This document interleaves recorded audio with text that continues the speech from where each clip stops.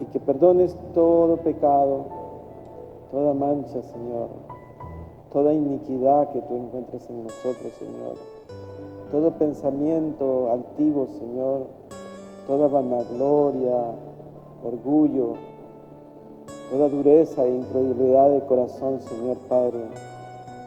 Que podamos ser, Padre, así como tú nos miras a nosotros, Señor, con misericordia, con amor, con perdón, con provisión, con la presencia tuya, Señor, por medio de tu Espíritu, Señor, abrigando siempre en nuestro corazón la esperanza de que tenemos un Dios que nos escucha, un Dios que nos oye, un Dios que extiende su mano siempre al caído, al necesitado, al desamparado. Te damos a ti, Señor, toda gloria, toda majestad, creyendo siempre, Señor, que tú eres Dios bueno, que nuevas son cada mañana tus misericordias y que conforme creemos nos será hecho, Señor Padre. Señor, en el nombre de Jesús, te damos gracias. Amén. Y abran sus Biblias, mis amados, en el Evangelio de Juan, en el capítulo 13.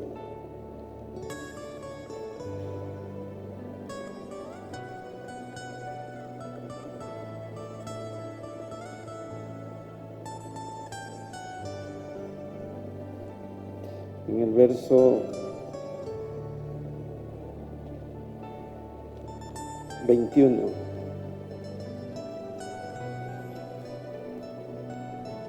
Esta es la última cena que tuvo el Señor. Vamos a leer en el capítulo 13 del Evangelio de Juan, en el verso 21. Dice así: habiendo dicho esto, Jesús se conmovió en espíritu y declaró y dijo: de cierto os digo, que uno de vosotros me va a entregar. Entonces los discípulos se miraban unos a otros, dudando de quién hablaba. Y uno de los discípulos, al cual Jesús amaba, estaba recostado al lado de Jesús. A este pues hizo señas Simón Pedro para que preguntase quién era aquel de quien hablaba. Él entonces, recostado cerca del pecho de Jesús, le dijo: ¿quién es? Y respondió Jesús: a quien yo diere el pan mojado, aquel es. Y mojando el pan, lo dio a Judas Iscariote, hijo de Simón. Y después del bocado, Satanás entró en él. Entonces Jesús le dijo: lo que vas a hacer, hazlo pronto. Pero ninguno de los que estaba en la mesa entendió por qué le dijo esto.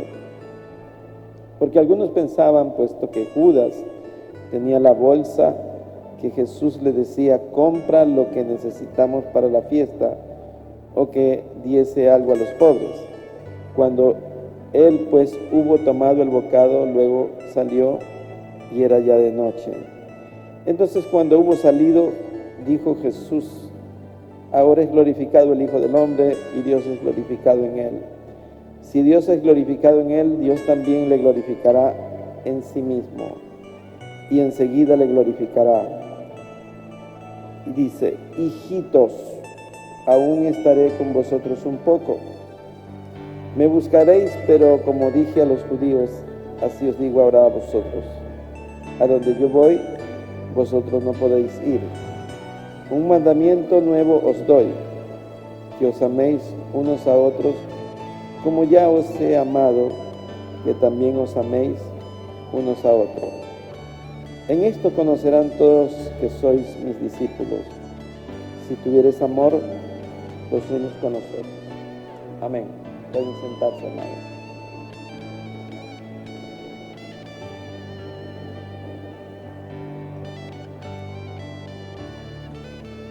El Señor Jesús, amados, estaba en un punto de mayor tensión. Era la noche, la víspera en la que Él iba a ser entregado. Y dice que se estremeció en espíritu porque él sabía lo que venía. Y era tan fuerte lo que sentía que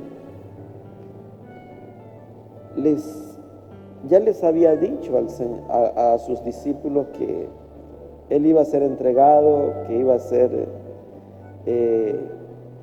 llevado a la cruz, que estaría en manos de los sacerdotes, los escribas y de una turba que venía contra él para llevarlo a la cruz, que iba a ser azotado, que vendría el sufrimiento más fuerte que pueda experimentar alguien. Y el estado de él emocionalmente era tal que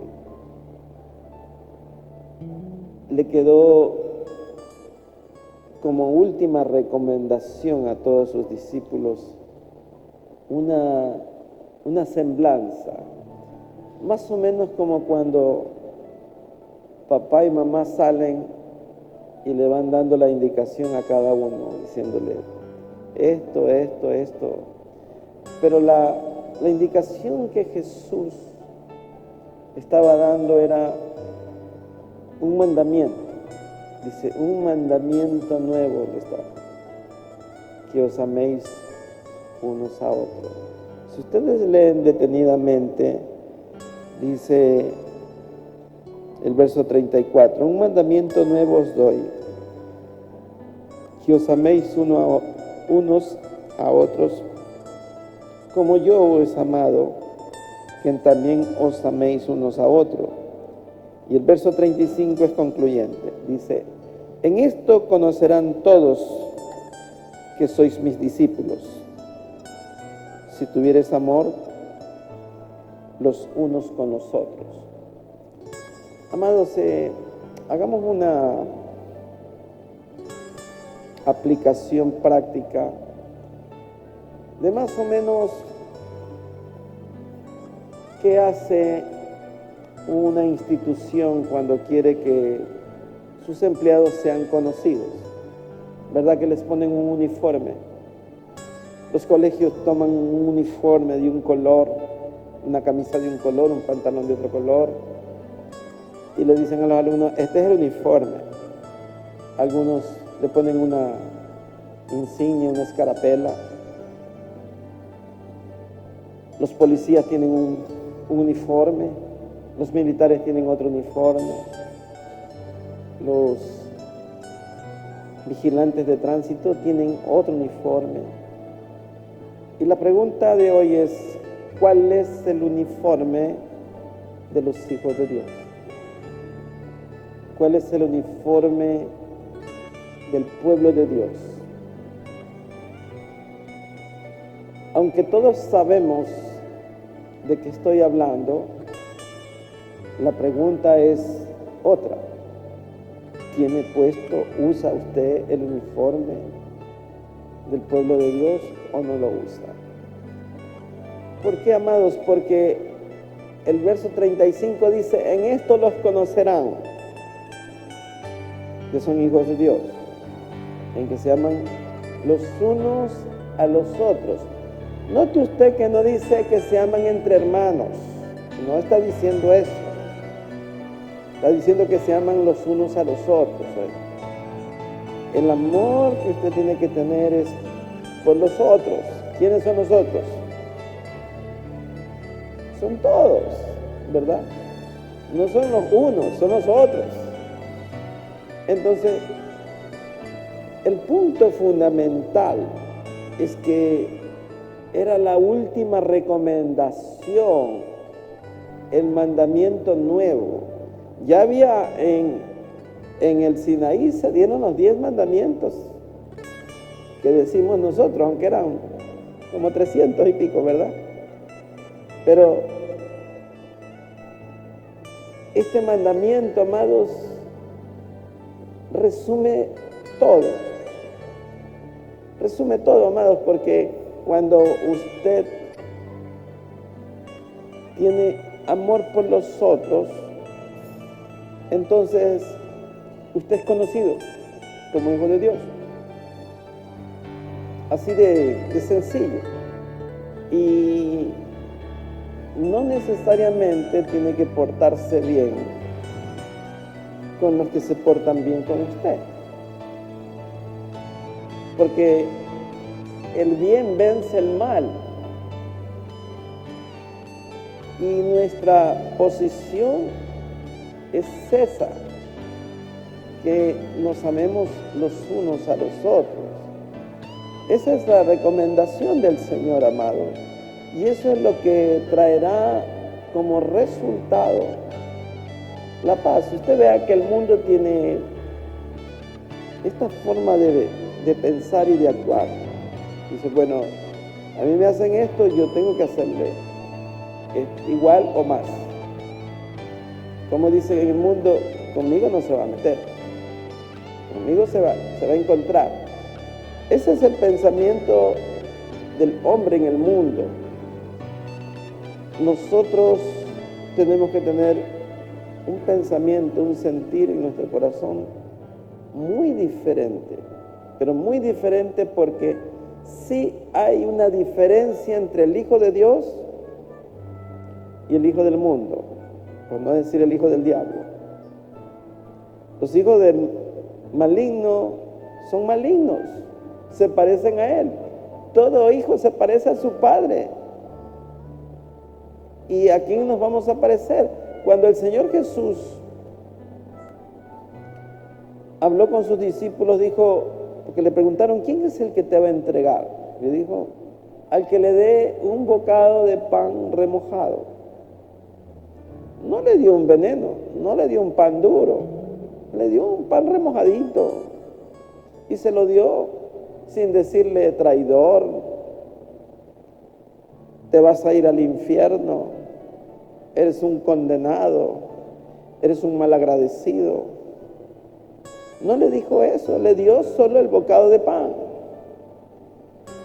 Y mostró su posición y dejó que se cumpla la palabra, que en la ira del hombre no actúa la justicia de Dios.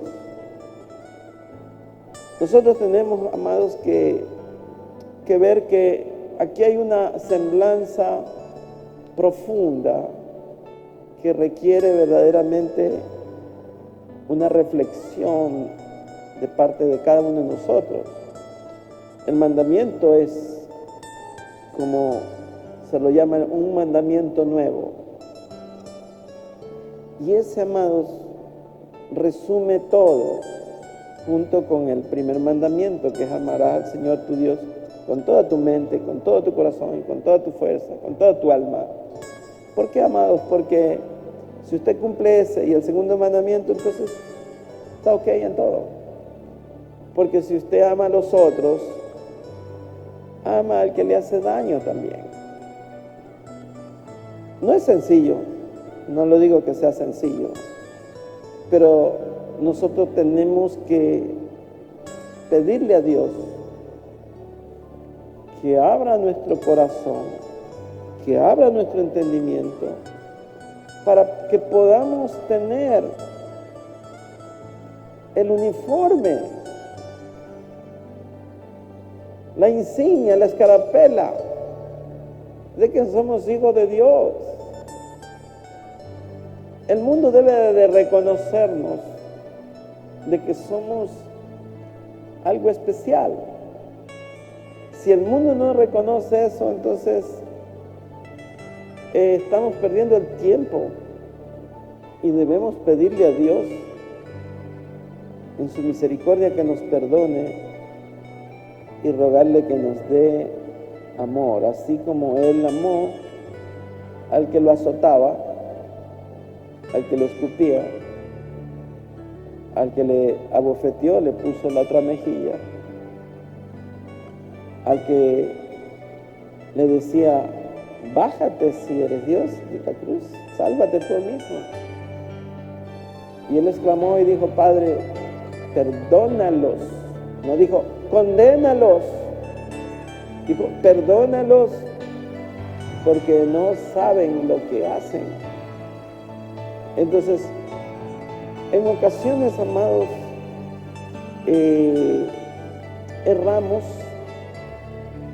y no nos damos cuenta que nuestro lineamiento espiritual es el amor. Por allí empiezan todas las cosas, por allí tenemos que obrar. Si nos manejamos de esa forma, entonces nuestra vida va a cambiar de verdad. Veremos la gloria de Dios. Dios actuará en nuestras vidas. La iglesia podrá crecer, porque el pueblo de Dios no puede crecer. ¿Y para qué va a crecer? Si nos vamos a estar hablando de los moños, si nos vamos a estar maltratando, no mirándonos, no saludándonos, si guardamos en el corazón rencor, un alto, un stop, si decimos, para mí, hasta ahí nomás. Imagínese si el Señor Jesús le dice a usted, ahí te quedaste, para mí, ahí te quedaste, no me digas más. Realmente a veces somos absolutos, ¿no? Ya, yo no, hasta ahí llego yo. Pero esta parte que les estoy diciendo es la introducción a un tema que se llama para que creáis. El capítulo 13 del Evangelio de Juan parecería que es el mismo capítulo con el 14, como que no hubiera diferenciación. Si leemos el verso 1 del capítulo 14, dice el Señor Jesús, no se turbe vuestro corazón, creed en Dios, creed también en mí. ¿Por qué estaba diciendo el Señor que no se turbe? Porque un corazón turbado, un corazón bloqueado emocionalmente, no puede razonar, no puede entender, está ofuscado, no puede ver, solo está viendo su problema, su tormenta. Como dice el dicho, sálvese quien pueda. Y no vemos por los demás, sino que vemos solo mi problema. Tiene que resolverse mi problema porque estoy turbado. No alcanza a ver, no alcanza a dimensionar a nadie más, sino solamente el problema.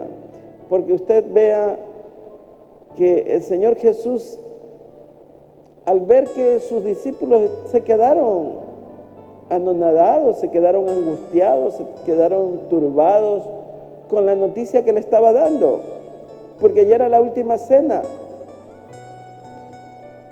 Y si ustedes ven, amados, el final de la última cena, dice que el Señor Jesús se sacó su túnica, se fajó con una toalla y le empezó a lavar los pies a todos.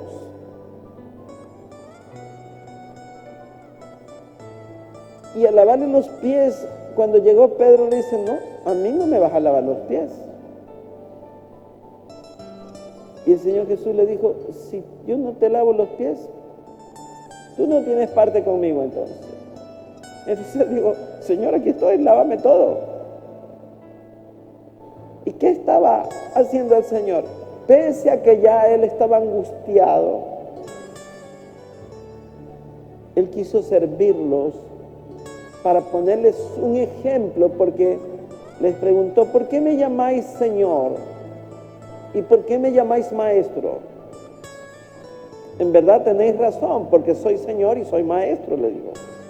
Pero para que vean que el Señor y Maestro le lava los pies, siendo el Señor y Maestro, ¿por qué ustedes no pueden lavarle los pies a los demás? O sea, haciéndoles ver, amados, en su despedida, porque era la última cena, era lo último, ya de ahí venía la cruz, ya no iba a hablar con ellos, y estaba diciéndole lo más importante de la vida espiritual cristiana. El uno es amarse los unos a los otros. Y lo otro es el servir, el humillarse, el reconocer que todos necesitamos bajarnos, amados. Cuando estamos en ese punto, entonces la iglesia se pega un baño de humildad, si es que lo entendemos así, si es que lo queremos hacer, si es que nuestra vida realmente está asimilando el mensaje del Señor. Porque ese mandamiento, si bien es cierto, se lo dio a los discípulos, es el mandamiento que nos queda a todos nosotros. El servicio. Quien sirve a los demás es mayor. Porque ellos habían discutido, Señor, ¿quién es el mayor? ¿Quién es el más grande? Y el más grande es el que se va y se humilla, el que sirve a los demás. Entonces, la expresión de Pedro, amados, porque ya el Señor se iba y Pedro le dice, Señor, ¿a dónde vas? Y Jesús le dice, donde yo voy, tú no puedes ir. Pero me seguirás después, le dice. Pero Pedro, que era impetuoso, que era el más fuerte de los discípulos, aparentemente, Jesús le tiene que hablar y ponerlo en su lugar. Le dice, antes que el gallo cante en la noche, tú me negarás 3 veces. Y lo dejó planito, lo bajó de su ímpetu, porque decía, mi vida pondré por ti. Y fue el primero que lo negó. Y todo esto trajo un sinsabor, una amargura en todos ellos. No es que el Señor los estaba recriminando, sino que les estaba haciendo ver que es necesario la unidad, que es necesario el servicio, que es necesario el amor, que es necesario despojarse, negarse a sí mismo, que la vida espiritual, amados, es muy diferente a la que pensamos. A veces pensamos que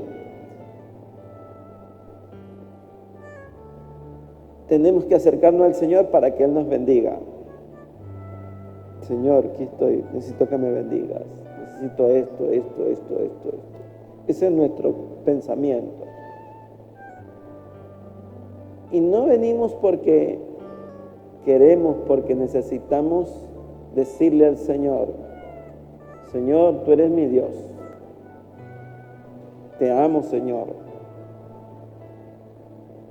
Tenemos a veces distorsionadas las prioridades y los conceptos, y para que nosotros podamos verdaderamente valorar el sacrificio de Cristo en la cruz, tenemos que ver la angustia de Él, tenemos que ver cuánto dolor, cuánta humillación, cuánto vejamen, cuánto martirio, y habernos bajado. Por eso a Pedro el Señor lo puso en su lugar, le dijo, antes que el gallo cante 3 veces, tú me habrás negado. Y esto, amados, lo hizo para que él comprendiera, porque hasta entonces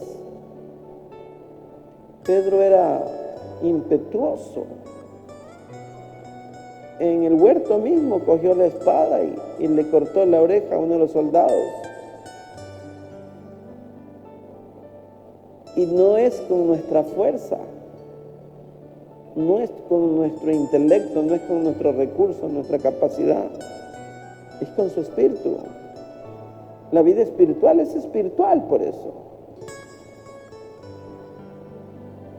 Usted ve, amados, las personas se dan a conocer por su carácter, ¿verdad? Por cómo hablan, por cómo dicen, por cómo tratan.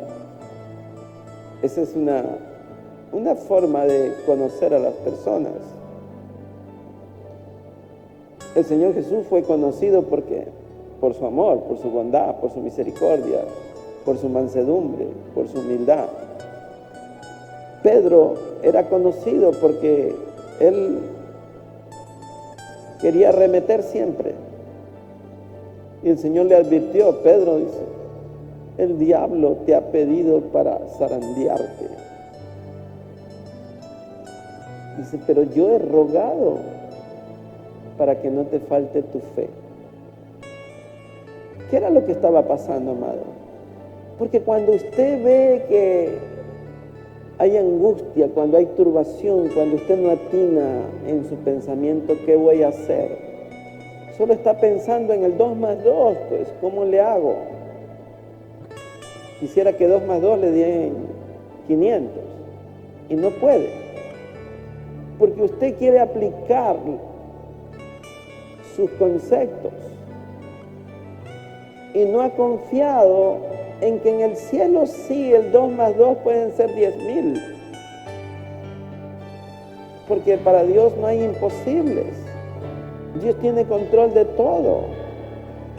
Entonces, cuando usted está turbado, no puede.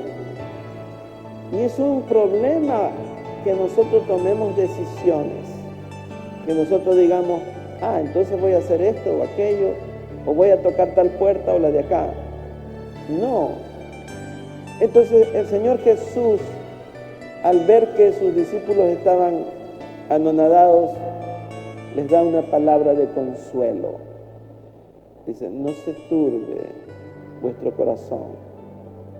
La palabra turbe en el original es como cuando el mar está embravecido, cuando el mar está agitado, cuando el mar está en tormenta.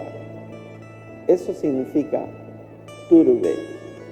O sea, el mar está turbado, está agitado, está estremeciéndose. Eso le ocurre a las personas cuando están en un problema severo, agudo, en un conflicto emocional, de la índole que sea, sentimental, económico, lo que usted quiera llamarle. Está turbado. Y cuando usted tiene turbación, va a dar palos de ciego, ¿no? No va a poder. Y la respuesta está aquí, amados, a todos los problemas. Mire cómo continúa, dice, no se turbe vuestro corazón, creed en Dios, creed también en mí. Allí está la clave, amados. Allí está la clave, la respuesta a todo problema. Porque cuando usted cree en Dios, cuando usted cree en Cristo, entonces usted tiene la respuesta. ¿Sabe por qué? Porque Él le va a atender, Él le va a escuchar y Él le va a responder. Miren la expresión de Jeremías, por ejemplo, clama a mí en el momento de la angustia.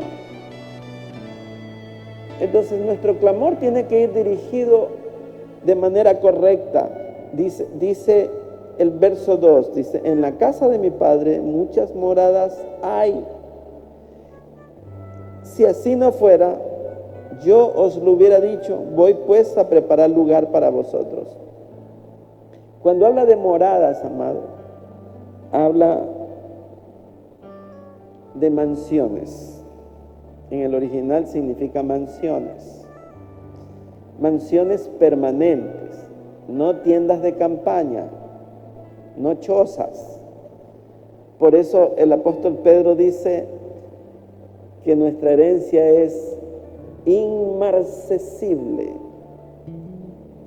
Significa que no se va a desvanecer, que esto va a estar allí y que pase lo que pase, amados, Dios va a estar con nosotros en cualquiera de las situaciones Él va a estar con nosotros y tenemos que afianzarnos en Él, rogarle en su infinita misericordia que Él actúe, amados. Entonces, la exhortación del Señor era una enseñanza, porque venía ya dejando a sus discípulos entristecidos, y tiene que haberles visto la cara de angustia, y tuvo que decirles: no se turbe vuestro corazón, creed en Dios, creed en mí. ¿Por qué, amados? Porque ¿en quién más vamos a creer? ¿En quién podemos depositar nuestra esperanza? ¿A quién iremos, como dijo Pedro? Solamente en ti hay palabras de vida eterna. ¿De qué se va a aferrar usted, amados? No hay ningún otro lugar en el que usted pueda refugiarse sino en Cristo Jesús.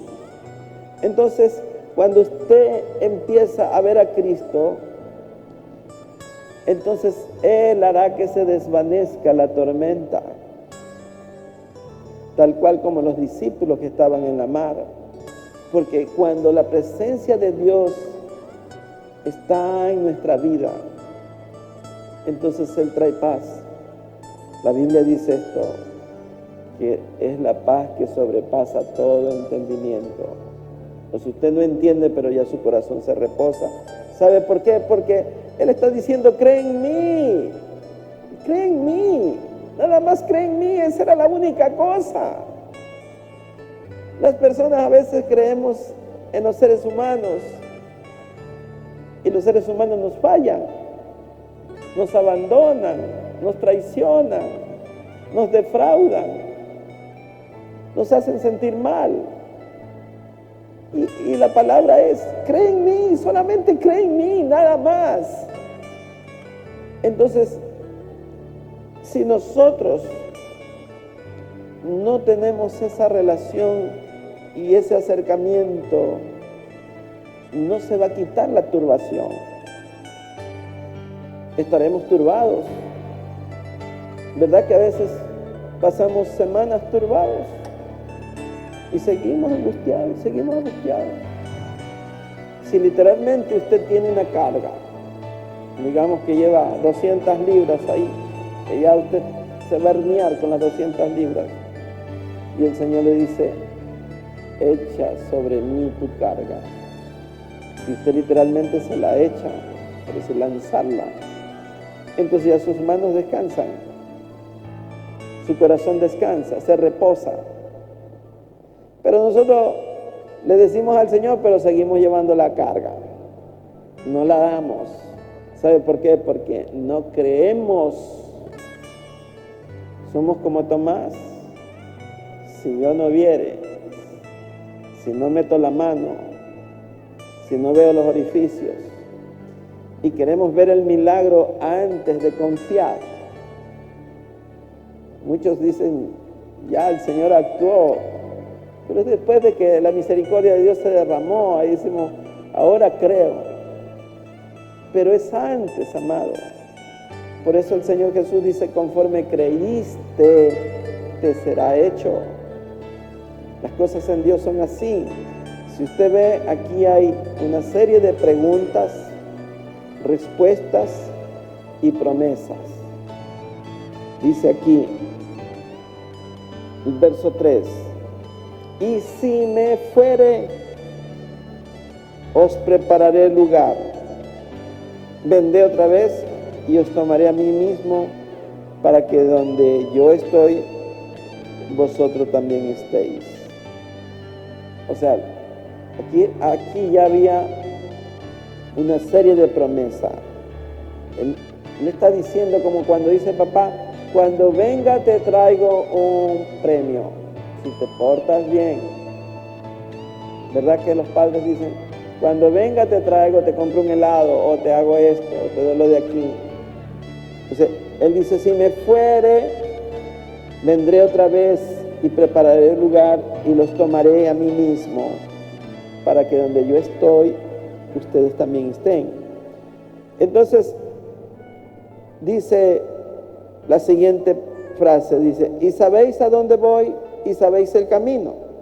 Entonces Tomás, que era incrédulo, le dice, Tomás, Señor, no sabemos a dónde vas. ¿Cómo pues podemos saber el camino? Y Jesús le dijo, yo soy el camino y la verdad y la vida. Nadie viene al Padre sino por mí. ¿Qué era lo que quería saber Tomás? Muéstranos el camino. Pero el Señor Jesús no le iba a mostrar, como hizo Moisés, un camino para llegar a cruzar el Mar Rojo, para llegar a Canaán. Jesús les dijo, no hay ningún camino que tengan que conocer, porque yo soy el camino. O sea, no tenían que ir por ningún otro lugar, sino que Él era la respuesta, Él es la respuesta. Yo soy el camino y la verdad y la vida. O sea, cuando usted se da cuenta, Jesucristo es todo. Es la promesa, es la verdad, es el camino, es la vida. Porque cuando usted tiene a Cristo, tiene vida. Dice la Biblia, el que cree en mí, aunque esté muerto, vivirá. Entonces, recapitulando el escenario que puede ser aplicado a nosotros cuando estamos en angustia, desalentados, achicopalados, angustiados por situaciones. Él dice, cree en mí. Yo soy el camino. O sea, no dice, mira, ándate para acá ni para allá. No, yo soy el camino, dice. Yo soy la verdad y yo soy la vida. Usted reflexiona en esto, parece, y la conocemos nosotros de memoria la frase, pero no la aplicamos en nuestro corazón. Dice, Jesús le dijo, yo soy el camino y la verdad y la vida. Nadie viene al Padre sino por mí. Si me conocieses a mí, también a mi Padre conoceríais, y desde ahora le conocéis y le habéis visto. Felipe le dijo, Señor, muéstranos al Padre y nos basta. Y Jesús le dijo, tanto tiempo hace que estoy con vosotros y no me habéis conocido. Felipe, el que me ha visto a mí, ha visto al Padre. ¿Cómo pues dices tú, muéstranos al Padre? Entonces, amados, el Padre y el Hijo son uno solo. Y nadie viene al Hijo si no es por el Padre. Y nadie va al Padre si no es por el Hijo. Y Él es todo camino, amados, que nosotros podamos comprender. Él es el único camino por el que tengamos que transitar. Él es toda la verdad que tenemos que saber. Y Él es la vida presente y la vida eterna, amados. Entonces, el confort, la esperanza y la calma que debe venir al corazón es que Dios sabe lo que hace. Dios tiene control de todo. El asunto es cuánto le creemos, cómo estamos viviendo. Si usted vive en su tormenta particular y está metido allí y no tiene boca para alabar e invocarlo, entonces seguirá en la tormenta, amado. Porque Él dice, cree en mí. Eso es lo que le está diciendo a sus discípulos. Y toda vez que el que iba a ir a la cruz era Él, no los discípulos. Él era el que tenía que ser consolado. Pero Él, a verlos angustiados, le dice, miren, crean en mí, crean en mi Padre. ¿Por qué, amados? Porque nosotros como hijos de Dios tenemos que tener todo este distintivo, amados. Solo para mencionarlo nuevamente, y con esto termino. Usted tiene un mandamiento nuevo. usted tiene que aprender a servir. Usted tiene que ver que en medio de la angustia, su fe tiene que permanecer allí. Pase lo que pase, Él es el camino. Pase lo que pase, Él es la verdad. Pase lo que pase, Él es la vida. Y que, amados, tenemos que amarnos los unos a los otros para que podamos diferenciarnos con las personas del mundo. Ese es el mensaje de la cruz, ese es el mensaje del Evangelio. No hay que ser un tremendo teólogo para entender un mensaje cargado de amor. Y mi mensaje personal es: mírese en el espejo y mire si tiene el uniforme. Tómelo como una reflexión un poco sarcástica, si usted lo ve así, pero necesitamos ver si tenemos amor por los otros. Necesitamos saber si, a pesar de la tormenta, miramos a Cristo, si creemos en Él, si creemos que pase lo que nos pase, Cristo va a estar ahí con nosotros. Amén. Vamos a orar. Póngase de pie, amado.